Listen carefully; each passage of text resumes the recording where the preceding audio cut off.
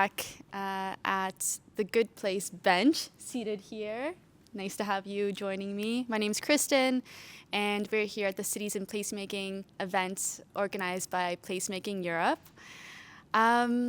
This is a great day because we're actually celebrating the past 24 months where 12 cities from across Europe have been coming together to basically plan placemaking strategies within their cities.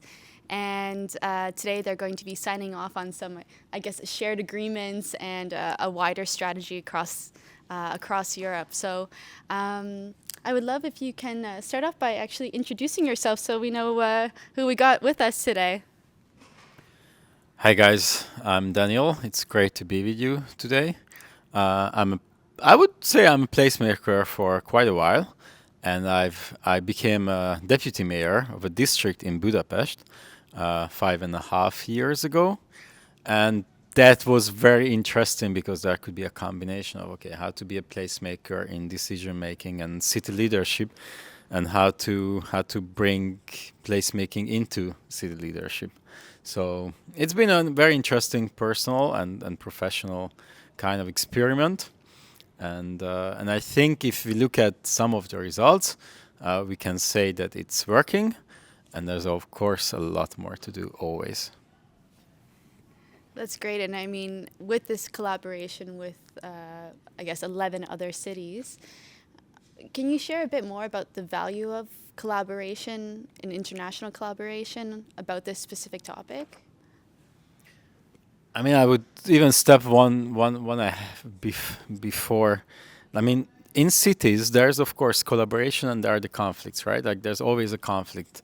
Talking about a parking spot becoming a tree, it's a conflict. It's a conflict to some, and there's like such a long history and science and evidence of cooperation and collaboration are always making things easier and more forward-looking and sustainable.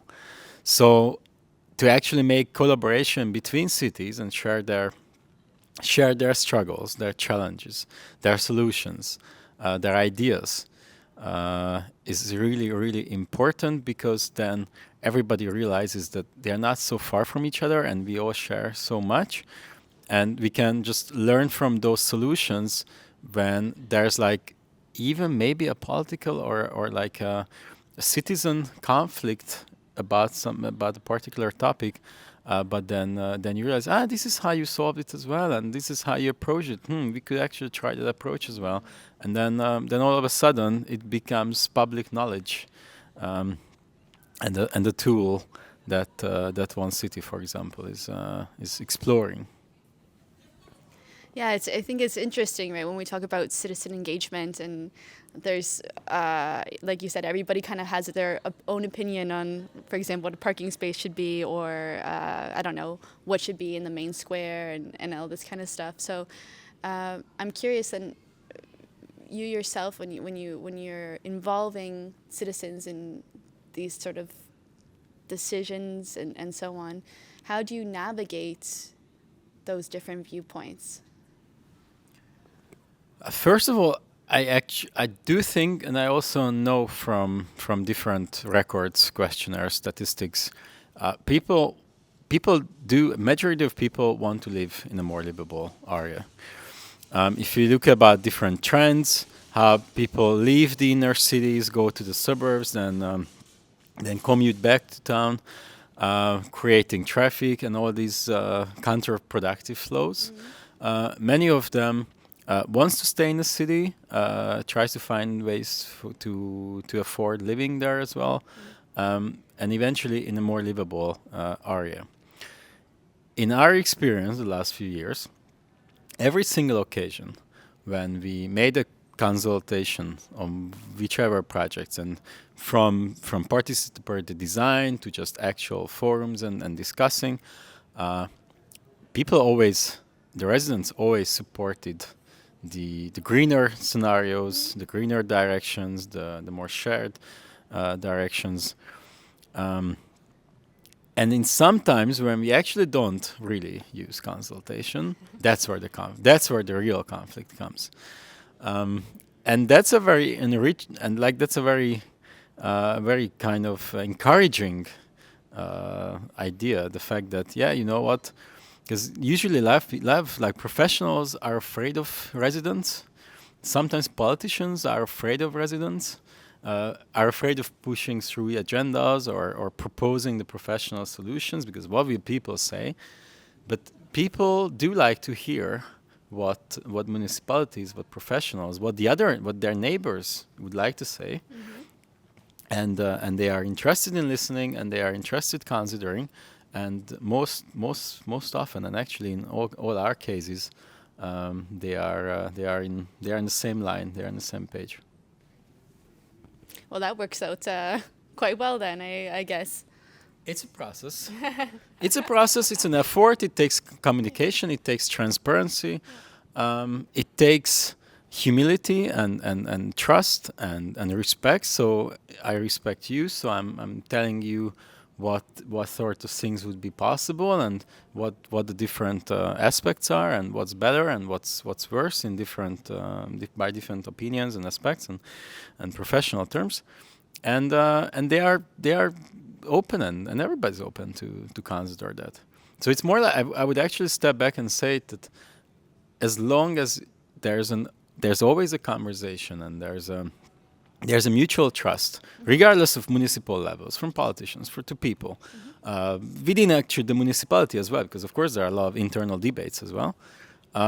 There's always common ground to be found. I really like that you mentioned trust there, and I was curious, when you think about placemaking in your city, in your district, how do you see the public space, or perhaps placemaking tactics and strategies, really emphasizing that trust amongst citizens? First of all, we don't always use placemaking by different aspects. But when we do, and one of the strongest aspects is that there's a process. And once there's a process, there's time to discuss, to find different ideas, aspects of people's problems to be embedded. So then it actually, the whole process builds up to a better solution, and then placemaking becomes both a process and actual outcome, because, for example, during a participatory design process or a tactical testing, of course, there becomes different stages of a place as well, until maybe there's even a completely rejuvenated place from a space that was derelict and maybe not even existing because it was just a big parking spot, but then all these different steps on the go. So it's like, I really feel it's both a process and milestones and results on the go, and basically they don't really go without each other. Sort of like also, like, I guess, an experimentation. Okay, this worked, this didn't work. What do we have to add or change or take away? And I think also that's why, I mean, when we talk about placemaking, it's an ongoing process. As you said, it's not place made. It's constantly evolving. Hey, I'm curious. I mean, we're here. We're on the good place bench, and we're talking about what makes a good place. And if you were to sort of reflect back and perhaps where you live, is there a specific, I guess you could say, good place that resonates with you, and what sort of qualities about it make it a good place? Well, benches, first of all, seating possibilities. I mean, of course, how do we all meet? We get together and sit down, regardless of that's an actual bench, or that could be a floor, that could be a waterfront when you're just sitting on the shore, and that's my favorite kind of sitting. But ironically, we also had projects when there was a bit of a failure because there were a lot of benches and there were a lot of different behavior patterns and activities on the space as well. And ironically, what started with a very optimistic process and testing, then it became in the temporary methods and settings. It became not popular enough.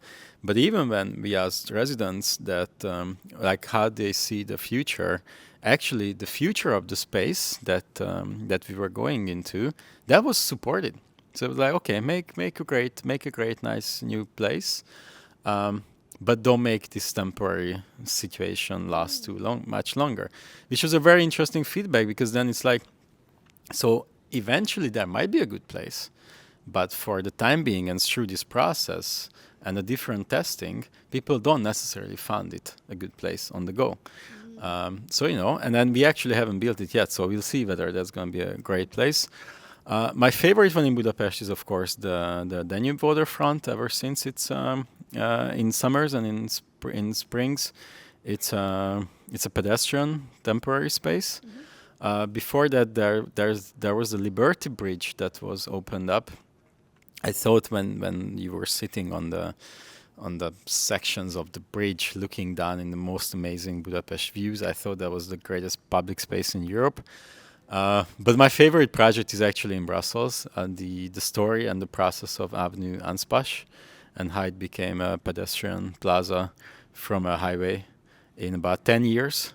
And I did my thesis in Brussels, and I've been regular around there anyway. So it was fantastic to actually follow through that process. And I don't think there's ever been a more genius one than that. But those guys invested like 10 or so years in it, which is, of course, and that's like trust and patience and letting it go. That's fabulous. That's great, and I think it's also a nice way to end this conversation with those inspirational projects in mind, and we'll definitely look them up and share the visuals as well. I want to thank you so much for your time today, and I wish you all the best with the rest of your day ahead, and lots of collaboration and meaningful discussion and conversations, hopefully on some more benches over in the other room as well. Amen. Thank you, guys. Thank you.